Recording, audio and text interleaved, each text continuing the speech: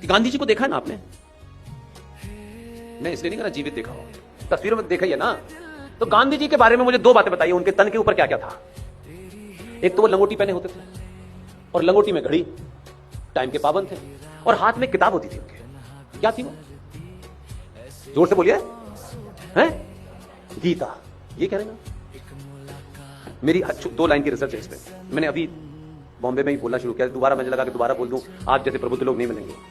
गांधी उस गीता को हाथ में लेकर अहिंसा की बात करते थे, जिस गीता को सुनकर के अर्जुन ने महाभारत का भीषण युद्ध किया।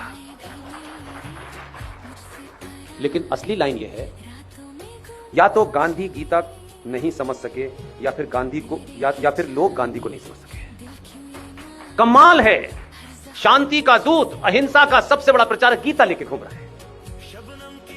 और क्या कंट्राडिक्शन है, बच्चा गीता देख रहा है और कह रहे हैं नहीं, कोई तुम्हारे 2 थप्पड़ मारे तो तुम दूसरा गाल आगे कर दो। कमाल, गीता रख दो, इसकी बेइज्जती क्यों कर रहे हो? तो कितना कंट्राडिक्टरी हमारा पूरा इतिहास रहा है कि हम एक तरफ ये कह रहे हैं, दूसरी तरफ ये कह रहे हैं, ये समझ में नहीं आ रहा कि मैं करना क्या है।